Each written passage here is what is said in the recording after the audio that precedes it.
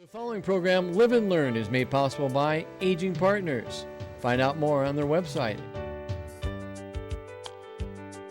I'm Doug Jose, host for Live and Learn. Is your estate planning up to date and are you comfortable with it?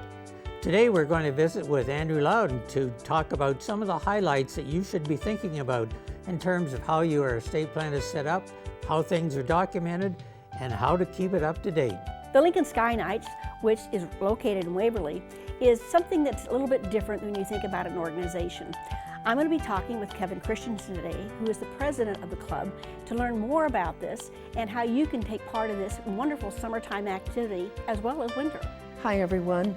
There are over 35,000 people living in Nebraska with either Alzheimer's disease or related dementia. Joining us today is Tracy Lichty. Tracy is the chair of the Alzheimer's Disease and Other Dementia Advisory Council for the state of Nebraska. She'll provide us updates about the state plan, and you'll want to stay tuned. Hi everybody, my name's Kim Hachia. Welcome to Live and Learn. Stay tuned for this segment because we're going to be talking about Lincoln Literacy, which is a really cool agency here in Lincoln. This and more on today's Live and Learn. Welcome to Live and Learn. Data shows that only about 40% of Americans have an estate plan. I'm Doug Jose, and my guest today is Andrew Loudon, an attorney in estate planning work. Welcome back to our show. Thanks, Doug. I'm glad to be back. Let's talk a little bit first about what is an estate plan before we get into some details here. What constitutes an estate plan? Absolutely. Well, at a base level, an estate plan is a will or a trust that states where your property goes when you die and who is in charge, who's your executor or trustee, takes care of business when the time comes. And along with that, we maybe should mention too that you'd like to see a couple of other, like the power of attorney and so on involved. Perhaps the most important documents that we do for folks are during lifetime documents, powers of attorney, both for finances and health care. So if you're still alive, but you're not able to make your own decisions regarding investments or with your income taxes, or on the healthcare side, where you live, who your doctor is, or what course of treatment is taken in an emergency situation, having these documents in place, powers of attorney, they're very powerful, pun intended, will help your family help you by not having to go to court to do what's called a guardianship or conservatorship, which is very expensive and time-consuming and stressful. By having these relatively simple but important documents in place, we can really help folks during lifetime. And you know, Doug, I've done this for 27 years, and so many families have come back and said, Andrew, thank you for having those powers of attorney in place. It was great to be able to help Mom when she needed the help. Andrew, last time we visited, you mentioned there might be some tax changes coming along. Let's get into that. It is now 2025, and administration has changed and a number of other things. Where do we sit in terms of tax changes?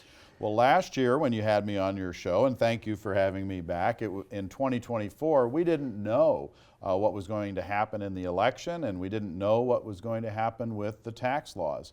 Now, nothing has passed, although it looks very clear that the current estate and gift tax exemptions will remain the same and be extended either permanently or for the next 10 years. I was just talking with my good friend Mike Flood, who is our congressman. You know, I was Mike's boys state counselor in 1990. I've known him since he was in high school, and he shared with me that they're confident that the exemptions will remain the same. So when we talked last year, we talked about perhaps the exemptions from the estate tax going down. We're at a very high level now of almost 14 million, which makes people smile, and they say, well, I'm not worried about that. You know, we work with a lot of farmers and business owners who do exceed that, but for most of us, definitely myself included, who are worth less than 14 million, we're not going to have to worry about the estate and gift tax anytime soon. Okay, let's move on to IRAs. Those of us who have to take money out of our IRAs, we need to visit a little bit about that. When does that come into effect? And talk a little bit about how you manage your IRAs. For most of us, our largest asset is an individual retirement account Exactly, yeah. that both we and our employer contributed to during our working years. When we turn 73, for me it'll be 74, the age is going to go up, we have to take what's called required minimum distributions, which is a mandatory withdrawal of around 5% of the IRA, and we have to pay taxes on those monies. And so most folks during lifetime use that to help pay their tithes and offerings or charitable donations so that they can reduce the income taxes. We can donate up to $100,000 a year in what's called qualified charitable distributions to qualified charities through these IRA RMDs. We have a lot of acronyms in the estate right. planning world. You know, IRAs, the public policy behind retirement accounts is to sustain us during our retirement, and they work well because of the power of the stock market. Can you believe that since the 1980s, the stock market has gone up 2,800%? It's almost unbelievable. Obviously, things go up and down, but it does sustain folks. Now, when the first spouse dies, a spouse can do a tax-free rollover of the IRA. It actually becomes the widow or widower's IRA, and there's no tax event, no penalties. It's at the second death when the children receive it that we have tax implications. So then we need to think about managing those required minimum distributions then.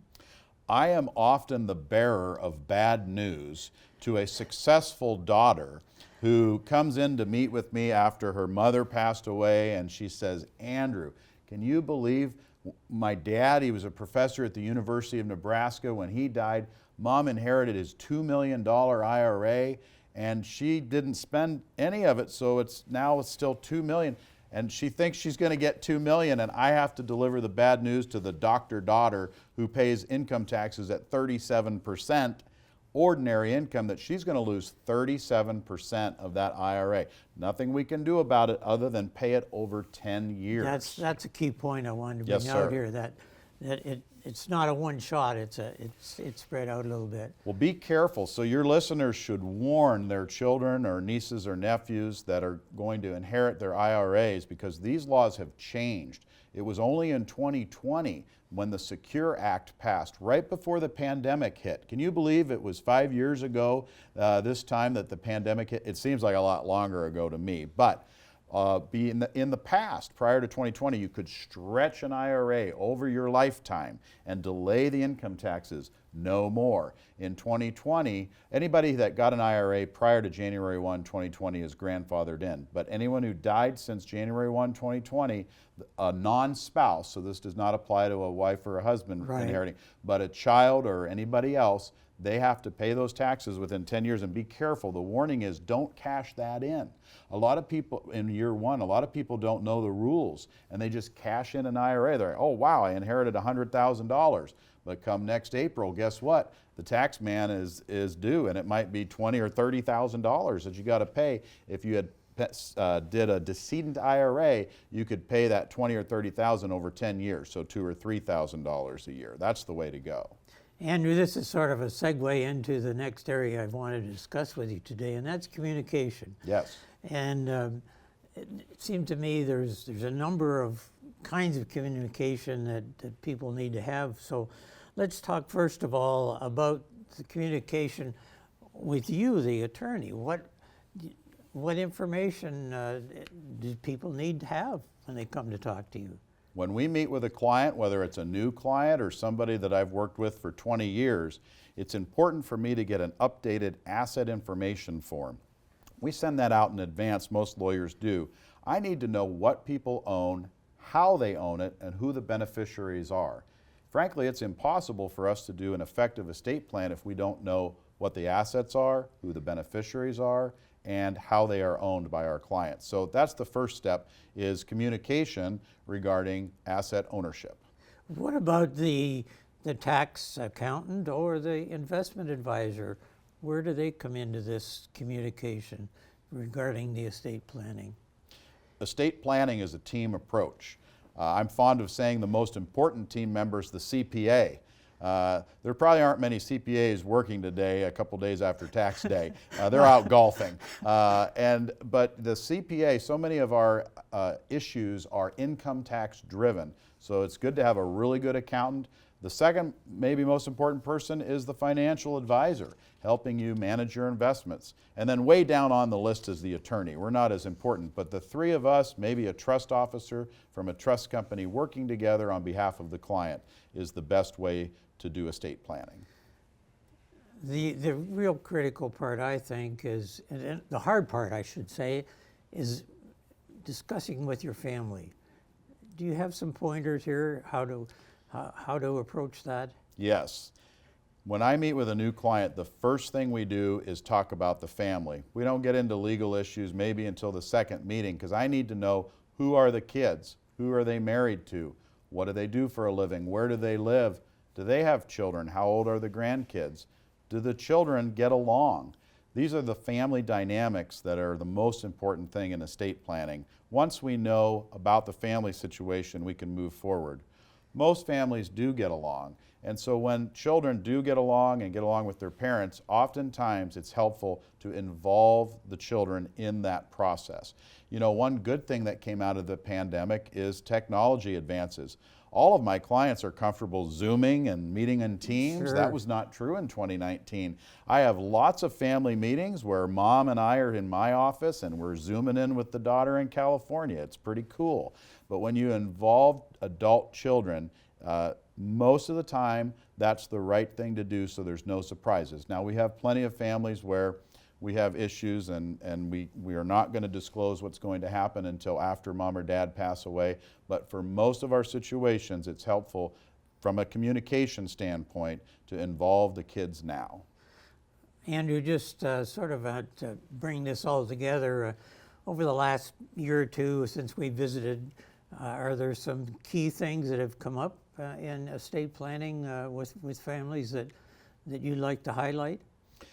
You bet. So I see a couple of things consistently being done incorrectly that I might mention. So most lawyers have what's called a laundry list. It's a memorandum attached to the will or the trust. But there's three types of property that you should never put on there. Those are what I call the big three: real estate, vehicles, and money. So it would not work for you to say that I want Farm A to go to my daughter and Farm B to go to my son on just a written memorandum that you signed and dated.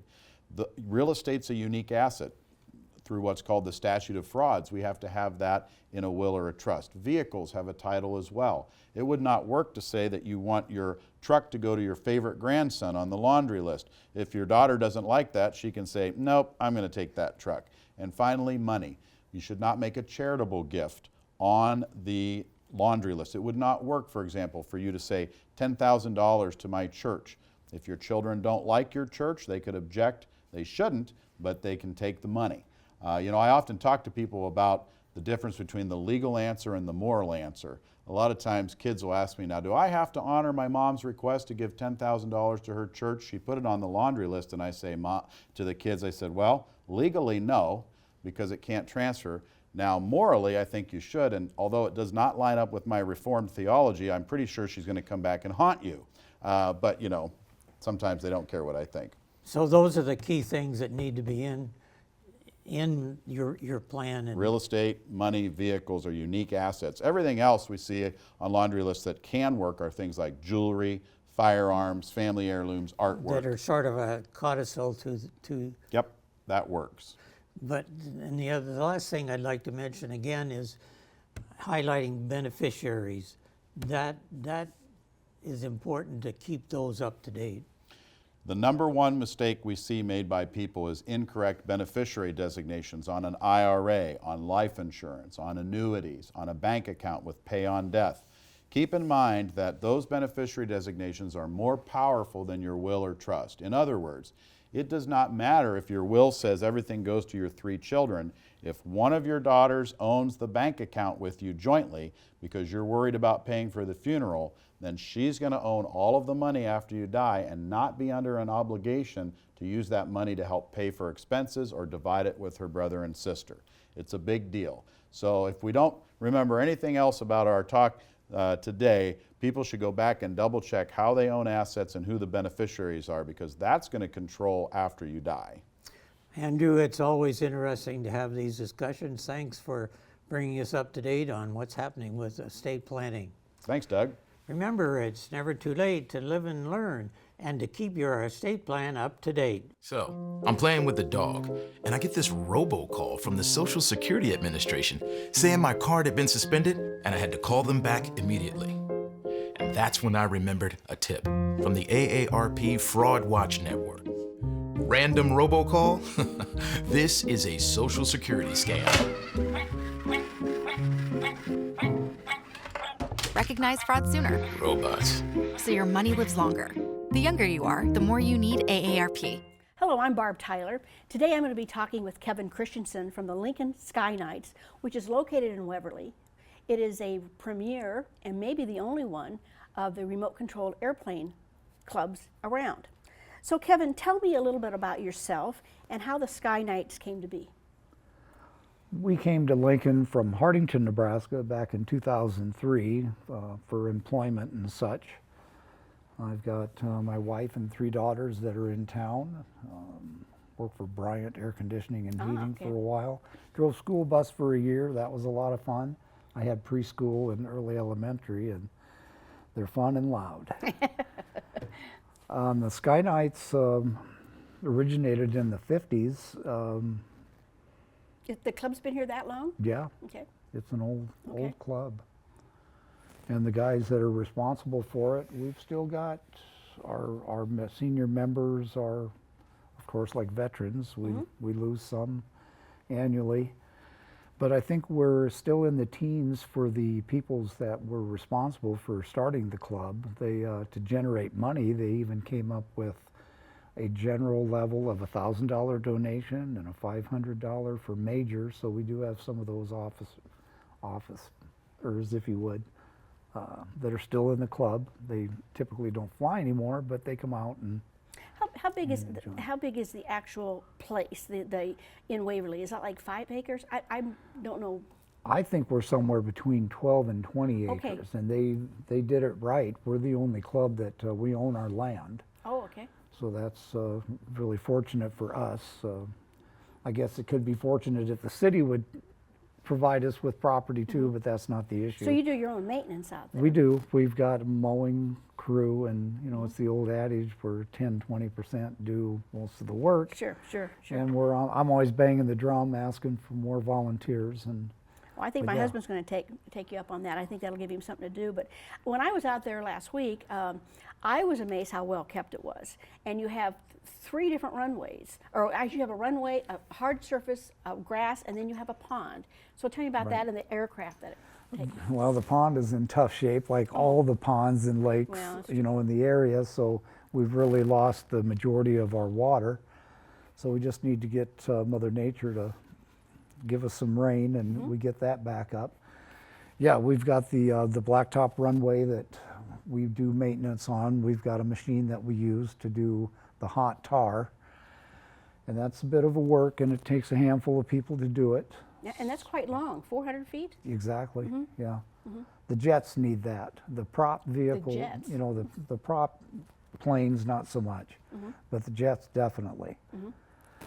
And then we've got that grass runway that we try to mow it as short as we can, and it's never short enough, but you know, we So- just do our own maintenance. So we were talking about how the jets need the hard runway. So what different kinds of aircraft do you have? I know my husband started out with 1 and now he's got like 7, but I think he's got a helicopter and a drone. And so what other aircraft are out there? Oh, you'll find, that's what's great about the hobby is if you're in your budget and what you want to fly, like me, I like flying a lot of prop airplanes. I'll fly biplanes and some of the older looking things.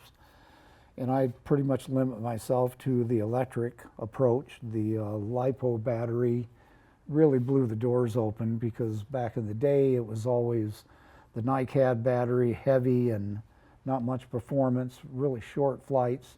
The LiPo has really improved things, and it's much cleaner to fly electric. And you'll have airplanes out there that sometimes I buy used. Guys will buy new and they'll fly for a while, and then something else catches their eye, so buy it if it's in good shape. And I imagine they're all different sizes. Exactly. And outdoors, I've personally flown airplanes as small as about a 14-inch wing. Yeah, it depends on the wind, it depends on the pilot. And then we've got aircraft that are both prop and jet that you'll have a 10-foot wingspan. And that, again, like I was saying, that's what's really fun about the hobby, is that if you want to invest a few hundred into that airplane, batteries, charger, a radio transmitter, it's available. You could fly on $300, $400, $500. And then if you're serious about flying turbine, which is the flame, it's actually a jet engine. And they're loud and they're crazy fast. So thousands of dollars can be in play. It's just what you want to make of it. And it's just wide open. I'm not going to hope my husband doesn't know about that one, so I didn't know about that. I don't see myself doing turbine. So I know our audience is mainly senior members, but really this is something for all ages, right? And you have training programs that you can help people get started on this? We do, and unfortunately on our website it still references Tuesday nights, and we've moved away from that, and I have to get that correction done on the website. We've got 2 guys that are official sanctioned trainers, but there's a plethora of other members that everybody helps if you're able. And we have 2 guys that all we have to do, we have them listed in what we have, the Clanking Armor. This is our monthly newsletter, and you can find this on our website, LincolnSkyKnights.com. And all you have to do is give Rick or Cliff a call and set up an agreeable time, and they're as flexible as they can be. And if you don't want to fly, maybe you want to go out and just kind of check it out and see what it's all about. But I do know it's a locked gate, so you'll have to go out there during a certain time or make arrangements to be there at a certain time. Yeah, you can contact, there's a number of people on our contact list from our officers and such. And just keep in mind that if it's not crazy wind, there's probably somebody flying, because we have guys that fly during the week, but they tend to, usually older guys, they tend to stay away from the weekend crowd, and then vice versa. Guys that are working, they'll get out there in the evenings if they can, and then fly on the weekend. So we have a pretty good mix. So are there other flying clubs around Lincoln? To remember for our audience, this is in Waverly. It's out on Waverly Road. 12350 North 134th. Right. Very easy to find, good roads, I can attest to that. We have Meade. Meade has an all-grass runway, and then you can get over into Omaha, and there's a couple clubs over there in Omaha, Grand Island, Norfolk. So really, we're the immediate one around here then. We're the local one, and yeah. So do you have to be, are many club members already pilots? Is this something that in their background, or do you know? We do have some. I know we have a guy that comes in June, the first weekend of June, we have a really big helicopter fun fly.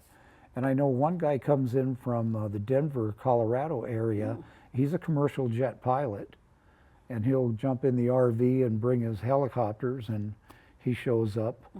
Midwest Heli Boys is kind of a group that's entered into our group, our club, and they use our facility for hosting of their events. So yeah, we do have some pilots, and of course we've got veterans, and some are just Army type veterans, and some are Air Force, so they will have some flight experience. The people that fly the aircraft, do you have to be certified? You can just be a regular hobbyist. There's no requirements to buy or to fly a plane? Right. The only requirements for flying at our field is we don't mind you coming and visiting. That's how I started. I started showing up when I realized there was a field out there. There was flying going on, and eventually they said, you can't come back till you buy an airplane. So that's how I got in. And truly, if it wouldn't have been for the help that I received from the existing members, I probably would have wrecked everything and walked away. So that's where the training and the help really comes into play. So these, I know there's different kinds of aircraft. Are airplanes the most predominant? Helicopters, drones? I imagine drones are really starting to take off now, since that's the new kind of craze out there. The helicopter, the prop airplane is probably still the most frequently seen, and then there's your jets. They call them EDFs, electric ducted fans. So they're a battery powered also jet. And there are sport jets and military versions. And then of course I mentioned the turbine with the jet engine. But yeah, you'll see stuff, like I said before, anywhere from 14, 15-inch wing up to 10 foot. And So the club out itself, it has a clubhouse. True. So when you have your events, that's available. You could grill out everything. So, so you're looking for members, most likely. Always wanting members, always want which helps members. with the upkeep of the place. So the investment to fly is we're $100 a year for a flying member. You can be an associate member for less money, to where you're considered a member, but you're just not flying. If that's your choice, if you want to be a spectator and join in on the fun. We have members as young as 9 or 10, and we're up into our 80s for membership. So. Well, what else should people know about this? Because to me, it's just kind of a little hidden gem. It's not something that you readily think about. I mean, it's outside of Lincoln, but when you think of organizations, are you 501c3 or anything like that? I think we're a 501(c)(7). Okay, We're a nonprofit. So a nonprofit, okay. Right. So what else should they know about that? I mean, it's very much outside. Yes. We've got some seating. We've got a covered deck for shade, and you have indoor flying too. We do. We do indoor flying at 3 different sites typically. Is that a wintertime more? It is. It is. It's more toward when the winds are picking up and it's fall and winter, and that's a lot of fun. We have a place where it's an indoor soccer field, and that's the most favorite because of the ceiling height. Oh, I never And at times there might be 1 aircraft in the air, and there could be 5 or 6. So you got to be on your toes when there's. That'd be interesting. I've not. It'd be hard to imagine indoor because I've been out there, and they can take a nosedive. But that's a runway for you too. But it's typically, and a lot of the planes are hand launched, whether it's in the at the airfield or indoor. You can do the roll surface takeoff and landing, or you can do the hand toss. Really, you can do that? Oh yeah. Oh, I didn't know. I've got one member. He took it's a sport jet, and he did some fixing on it, and it's the only hand-tossed jet that I'm aware of. The way I fly a paper airplane, that probably wouldn't be the best thing for me to do myself. We do have guys show up with rubber band driven indoor. They'll go off to the corner, and they have their wing manicured to where it'll do the circle flight, so it'll stay up as long as they can. That's kind of the game, is to stay up. Well, yeah. For duration. I never thought about a handheld one though. Yeah. I just assumed everything. I knew it was gas or electric. Well, some of them are free flight. Like the rubber band stuff would be a free flight. And we have guys, I need to back up, we have guys in the outdoor facility where they do the what they call the line control. There's a handle, there's 2 wires, real thin cable that goes out to the plane, and they do the circle thing. Oh. And these guys are able to, with moving, your hand control, they can do loops and different things, and they even have combat. And that's crazy because the lines get twisted, and you have to know how to it's fun. It's a good skill. Well, thank you for taking time to come in today.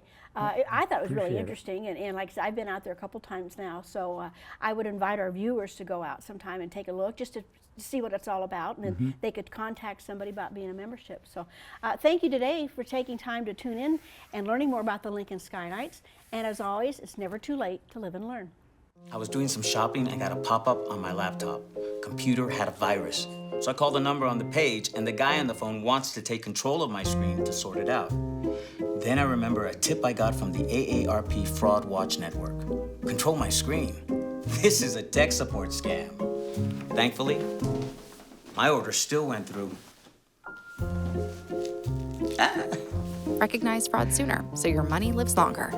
The younger you are, the more you need AARP. Hi everyone, I'm Julie Masters and welcome to Live and Learn. We have the great pleasure of having Tracy Lichty with us today. Tracy is the chair of the Alzheimer's Disease and Other Dementia Advisory Council for the state of Nebraska. Tracy, welcome. Thank you. Thanks for having me. Oh, delighted, very much. Tracy, you know, you have this exceptional history in working with aging adults and their families. Before we discuss the council and the Nebraska State Plan, could you tell our wonderful viewers a little bit about yourself? Sure, absolutely. So I'm going to say I'm a lot like other people who work in long-term care, where we never thought this was going to be our job path, but here we are. I have my education in food service management, and my first job in a long-term care center was the dining director. And so I got to know the residents, everything about them in that sense first, like that hospitality side of things, like what they liked, what they didn't like. And then I think I was just kind of hooked. I was hooked that they were amazing people, and I wanted to spend my time with them. And so then I took more coursework to become a long-term care administrator, and now have been doing that for about 20 years. That's extraordinary. You know, for everyone that you've supported and cared for, thank you. Thank you. Just so grateful. So, Tracy, you've taken a little different path. You continue in your role as a CEO and president, but you also are serving as chair of this advisory council. And I understand that people had to apply to the governor's office to be part of this advisory council.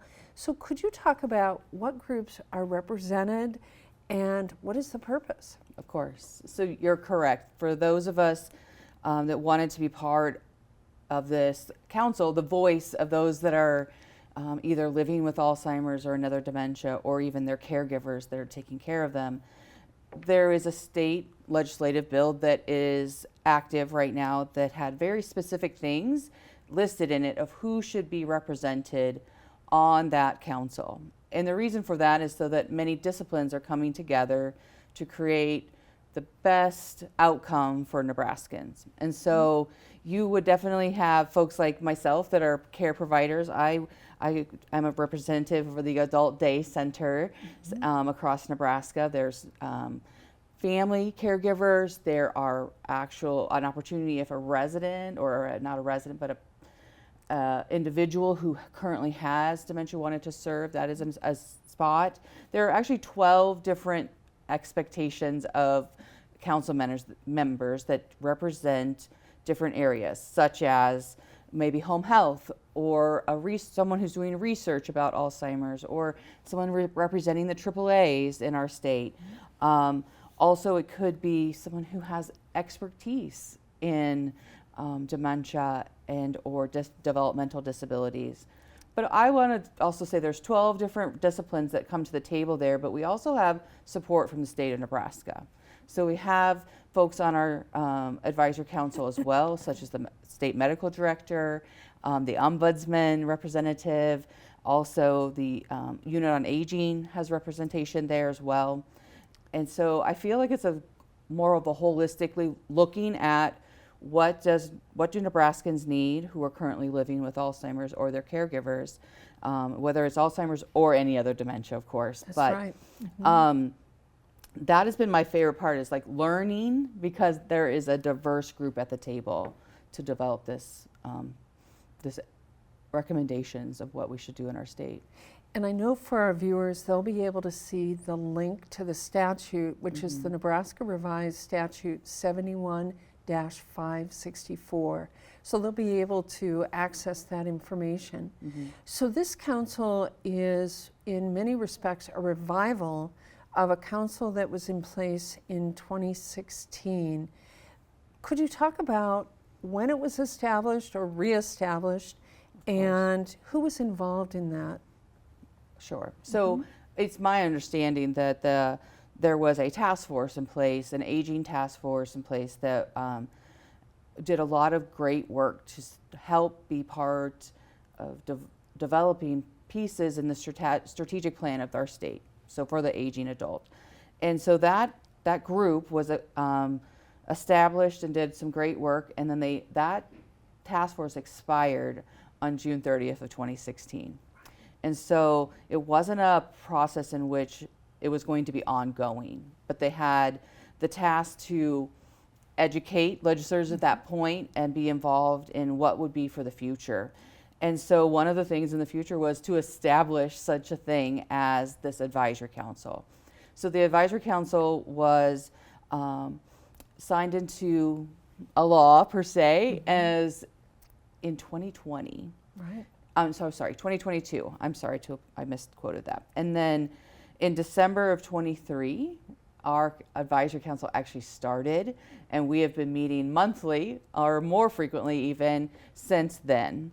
And where that diverse group of folks are there, and we talk about what we need. And I'm going to be honest, some days it seemed like it was a very complex, daunting task to be able to collect all the information, understand all the resources that are already out there that maybe I didn't know. And like I just shared with you, I've worked in this environment for 20 plus years, and there were things I didn't even know happened here in the state of Nebraska that could support those either living with Alzheimer's or dementia and or their caregiver. And so this advisory council has taken upon ourselves, we're selected to serve a 4-year term, and then each 4 years we are obligated to write a updated plan of what our state is in need of and what should be considerations for the governor and the legislators to support those Nebraskans that have that disease. So we know, based on recent reports, about 35,000 or maybe even more people in Nebraska have a diagnosis of Alzheimer's disease or another dementia. And we know that they are being supported by family members and so forth. And so this state plan that you started to mention, which I think is, we can jump into that, the state plan that was created by the council was submitted to Governor Pillen along with Mr. Metzler, the clerk of the legislature. What have been some of the high points of the state plan? You know, some high points I would say are our priorities are really looking right now at what are the current resources and ensuring that everyone knows what they are. Also, it would be to continue to create partnerships with underserved communities. We have found through our work that rural communities, different ethnic communities are not being supported in the same way as others. And so, you know, we really want to start by establishing more partnerships between the AAAs to be able to develop more information out there, education campaigns it might be, and just to focus on brain health for individuals of all age, right? Like so maybe we can help this not continue to be in this crisis mode. And then the next big thing I would say right now is really just focusing on those underserved communities. Have some targeted outreach with churches, doctors' offices, those rural hospitals, like do some targeted partnerships with them so that we can, we just can reach more Nebraskans. I know I keep saying Nebraska, but that's who I think of. I live in Omaha, but I have family in small rural Nebraska, and I know they don't have the same as we have. And so it's necessary, I think, for us to not forget all of those. So, Tracy, thank you so much for your attention and the council's attention to people from underserved groups, whether it's rural or people even living in Omaha. So, could you share with our viewers some of the top priorities of the state plan? Sure. Thank you. And I think I want to start with, please remember, our main goal this year was to look at how to get the most bang for our buck. I hate to say it like that, but we all understand the current status of our state's budget, and so we wanted to grow what's already there, use as many of the current resources as we could. And so some of those key things would be making sure that we could engage local hospitals, nonprofits, other support groups to push out maybe a directory of services available. I think the other thing is to consider with our legislators, it was a bill that didn't pass at this point this year, is can there be a memory support rate for assisted living care? I think that right now we serve people in maybe the higher level of care that Medicaid covers, but they could live in assisted living if there was a proper Medicaid rate. And so that is one thing that we're advocating for, is that consideration. And then also to just consider a online caregiver platform. This would be focused on the caregiver, in which it would be available to all Nebraskans, but it is an opportunity that no matter where you live, you could remotely get on. You could log into a computer, be on a platform that would give you advice or support as you need as that caregiver. And then the one of my favorites that we came up with, honestly, is to take the Eastern Office on Aging in Omaha and consider doing a pilot program where we have a care navigator specific to those that have Alzheimer's or other dementias. Right. You know, I think what we've learned from a research standpoint is oftentimes it's not what you know, it's who you know. And how do you get those resources? I believe there's over 40,000 caregivers in the state of Nebraska. And that 40,000 caregivers are unpaid. Unpaid, So right. we need to remember that that is a loved one, a family friend, or whoever it might be, but that is an unpaid caregiver. It is. And yet someone who's so willing to give of their time. We've had in last month, Gina Ragland, who always comes on and talks about how we can further support caregivers, and she talked about the caregiver tax credit. And so again, looking for ways to ensure people can stay in that role. So Tracy, first of all, thank you so much for your insight and your wisdom about the council, about the plan.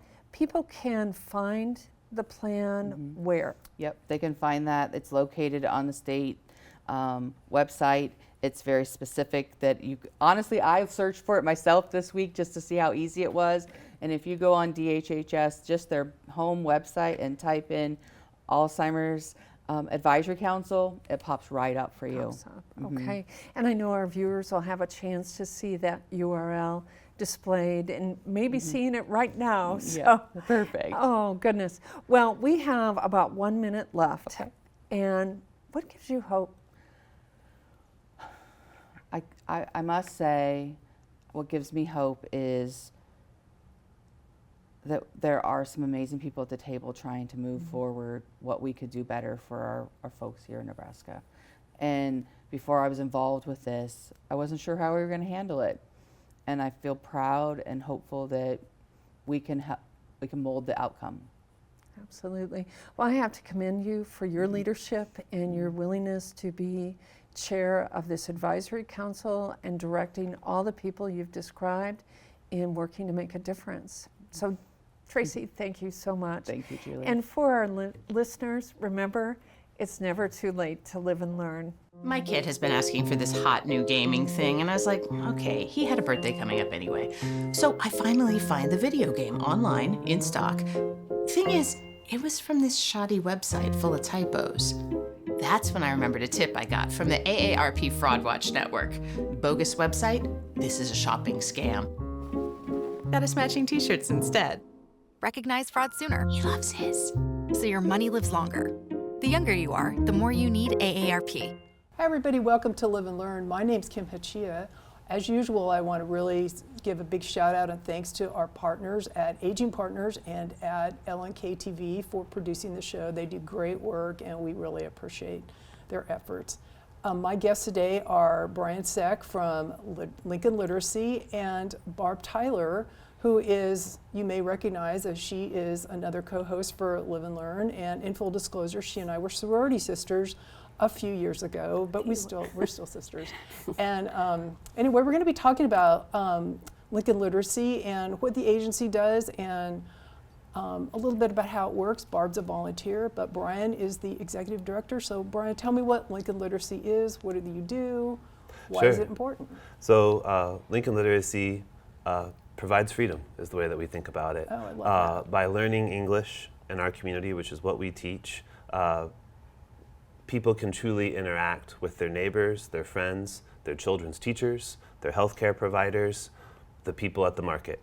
So we're really thinking about how do we help people be successful in our community, from very beginners, people who have no English whatsoever, all the way to helping advanced speakers who might have an advanced degree in their home country get back into their field. In 2024, we served over 2,000 students from 87 countries. We only serve adults. And this year, we're just about 1,000 students so far this year. So we're on track for about what we did last year. We have 165 incredible volunteers, just like Barb, and we have about 55 staff members who provide transportation to and from classes. We have 6 15-passenger vans. We provide childcare at all of our 7 locations, and we also teach at 13 businesses.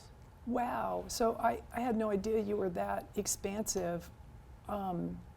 How do people find out about you? How do I guess I want to call them new Americans. Sure, how do they find out about you? Yeah, that's a great question. So usually word of mouth. So we have a very substantial social media presence, and we find what that does is it brings in Barb. It brings in volunteers, which is wonderful. Most students find us through word of mouth or referrals from other agencies such as Lutheran Family Services, referrals from Lincoln Public Schools. So we only serve adults. So when new students enroll and it's an English language learning family, LPS will tell the family, the parents, about Lincoln Literacy because the children will be learning in school. But most of what we find is it's word of mouth. Okay, and so is it one-on-one? Is it classroom situation? How does that work? That's a great question, and it's all of the above. Okay. So right now we have about 35 one-to-one matches.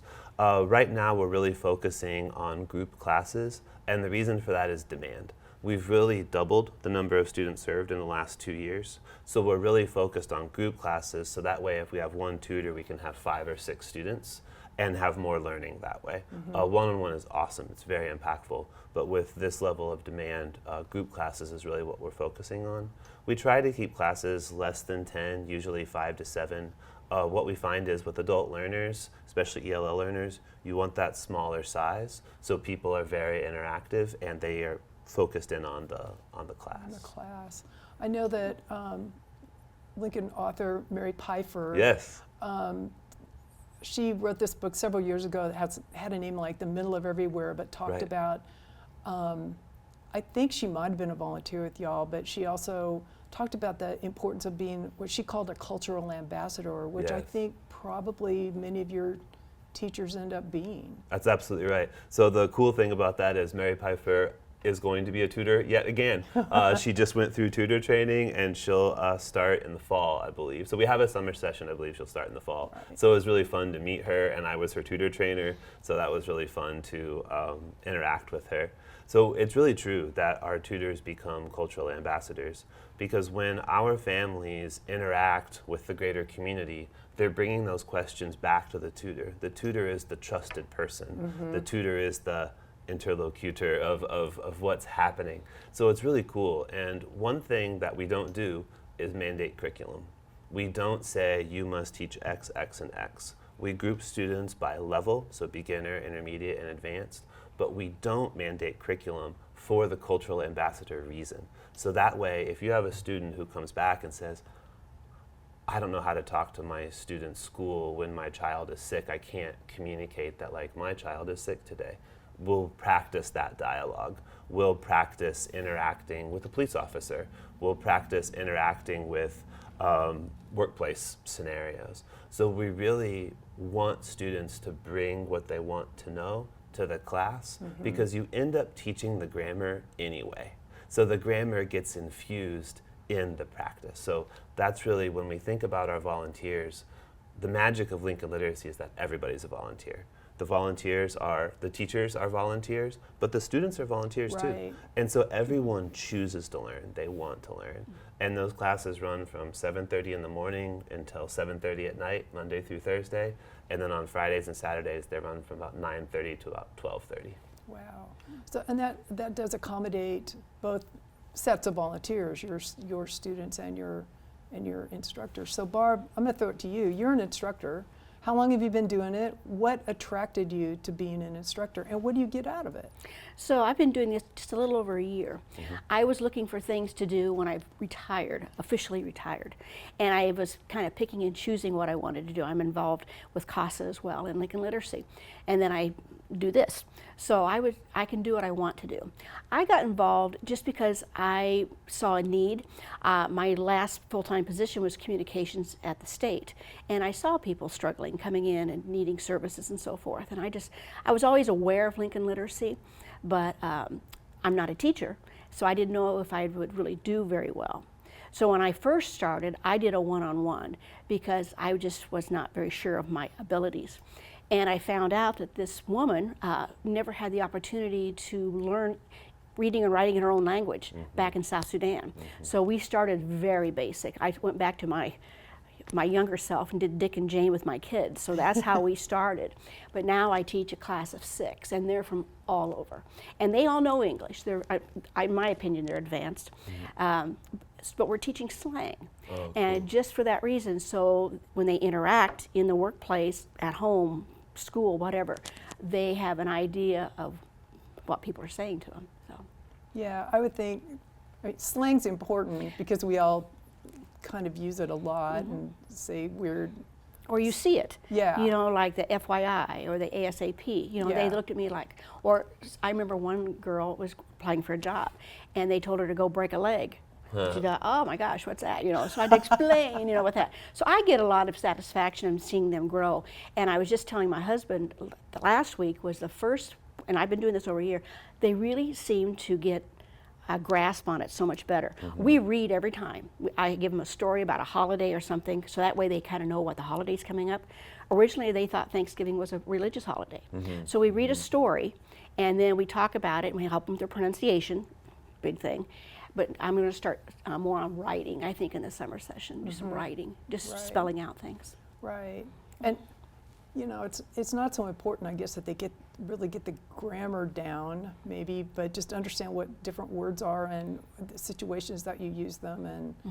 And yeah, Thanksgiving, my husband was a teacher a long time ago, and he had his student come join us for Thanksgiving, and Muhammad was pretty discerning about deciding that he didn't think pumpkin pie was something he would like, so he tried apple pie instead, and he enjoyed it. But it was funny because it's just different. For the longest time, you know, we were trying to explain to him what pumpkin pie was, and he said, you know, those big orange things that at Halloween people carve faces in, and he was just like, you could see his brain just kind of circulating. It's like, I don't think I want to eat that, you know. So it was pretty funny. And he was from Sierra Leone, so we got to go to some sort of anniversary big event that the Sierra Leonean community here had, and it was very fun. And well, just this last Friday when I taught, there's another class at the same time that I teach, and they had they prepared a meal because it was end of the season, and my students were invited in, and it was interesting to see the different foods there. But I didn't see donuts, so I said, I know what donuts are. So somebody went and got donuts. But it's just they're just so interesting to talk to, the accents, the slang, what they did before. I get a kick out of it. They always call me teacher. Yeah. And they always stand when I come in, which, you know, no one does that, but hello teacher, how are you? And they explain to me that teachers back in their home country are very revered and very honored. And so, you know, it made me maybe step it up a notch too. So. That's kind of cool. So obviously you get a lot of satisfaction out of that. I do. I get to know about the countries. My newest student is from Myanmar, and we were talking about the earthquake that happened, and her family was there, and I have a young kid from Vietnam, and he wanted me to be a Facebook friend. He says, "Oh, you're on social media," so I'm Facebook friends with him. And I have a lovely woman from Ukraine. She's just beautiful, and she's got a son that's going to school. They all talk English. They all know English, but I look at it as being refining them, and that's how I've said. So when they talk, you know, like they'll say organization, if they can get that, but organizations, they have trouble putting that S on the end. So I was in writing in my other life before I retired, so I'm picky about some things, but they need to know that because their pronunciation is very important. The girl from Ukraine, her THs come out as Z thing. And so she knows, she says she goes to bed at night going TH, she's practicing. And that's what I encourage them to do, is practice. You just can't speak your language at home. Right. You need to practice it. Right. And I think last week was just like a breakthrough, I thought. They all did so well in the reading. So how long is a session for the, like, is there like a 6-week program, or is that how that works? So we mostly follow the LPS schedule. Okay. So we find that many of our adults are the parents of LPS children. So if LPS has a snow day, we have a snow day because we have our 15 passenger vans, but we can't provide transportation to all the children if they're not in school. So we pretty much follow LPS. So we have a fall session, a spring session. We're taking a short break right now, and then we come back from June 2nd to mid-July. For what we call the summer session, and then we take August off. I started about 3 years ago. When I first started, I was like, oh my gosh, why are we doing that? Well, summer learning loss, all these things. But you know, what I've really come to the realization is that that gives families time to be together during the summer. That also gives our tutors some time off, and it gives our staff some breathing room, because we're running hard 6 days a week at Lincoln Literacy. So I really think that time, while in an ideal world, I'd love to have everybody learning, makes sense for us as an organization to rest, recharge, and then come back after Labor Day, which is when we start ready to go. Right. So if somebody wants to be the next Barb, Absolutely. how do they get involved? How do they find out? Sure. How do they sign up? I mean, what's your screening process? Absolutely. So if you go to our website, just lincolnliteracy.org, you can fill out a volunteer interest form. What we do is we have a training, we have a shadowing process, so you can see how tutors like Barb and others teach in the classroom. And then we have a tutor coordinator. Her name is Joyce Hahn. She will help the tutor write their first couple lessons, and then we do a background check and everything in the background. But it's really a process of like the training. Do you still want to do it? The shadow. Do you still want to do it? First couple lessons, do you still want to do it? And we find that people who've gone through that third step, we have for years, continuing to tutor. And at any step along the way, that's okay. I mean, teaching is a big responsibility. We ask people to tutor for a year to really step into that role, either once or twice a week, 60 or 90 minutes per week. So if you're a mid-career professional and you can get out of the office from 1 to 2 and teach at First Plymouth, which is one of our sites, wonderful. If you're a person who's retired and you can teach twice a week, 90 minutes each, awesome. So we try to meet our tutors where they are in the same way that our mission is to meet our students where they are. Right, because tutoring is more than just showing up for class, much because more. there's all that prep work that you have to do. You have to be, Right. you know, writing curriculum, Right. and I would imagine that because each class would change, the composition of the class would change. Something Yes. that maybe worked in August last year might not work in August this year, because your class is going to be different. Absolutely, and we have an ocean of resources. Yeah. So we have a library in our office. We have an amazing Google Drive that a volunteer, her name's Chet, put together, which is just online resources. So really between the coordinator, so the staff person who's at the site, other tutors, we also have tutor training, plus the library and Google Drive, we find that and of course the internet, right? The internet, Right. The internet provides a lot of answers. That those are the resources that people use to put together the lessons, truly based on student feedback. Right. So you may come in with a lesson plan and end up talking about something else, and that's A-okay. And that's So to anyone who's worried about, oh my gosh, I've never written a lesson, I've never taught, you can do it. I taught for 6 years myself in the Peace Corps and other nonprofits, and I think Barb would agree that once you kind of get the hang of it, you're really, and the joy of it is, you're doing what your students are asking you to Right, do. You're not right. grinding through a textbook because you have to. Yeah. You're hearing feedback from your students, you're writing the lessons, and it's infinitely easier to prepare a lesson when you know what your students want to learn. Exactly. Brian and Barb, we're out of time. I could tell we could talk about this for a long time, but I really appreciate that you both took the time to come in today and tell us about your agency, because that's just phenomenal. And I want to remind our viewers that it's never too late to live and learn about Lincoln Literacy.